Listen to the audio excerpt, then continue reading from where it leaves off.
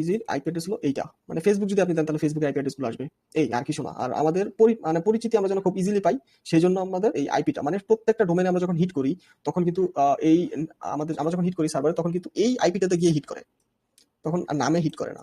সমস্ত সবকিছু হলো আইপিটা, কিন্তু আইপিটা একটু ধরেন যে পিছনে থাকে, এই আর কিছু না। এই জায়গায় আমরা nmap চালাইতে পারি, ঠিক আছে?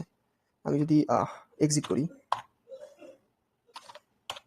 বা এখানেই চালাই, আমি যদি এখানে nmap এর একটা এগ্রেসিভ যদি একটা স্ক্যান চালাই, nmap space -p space -a,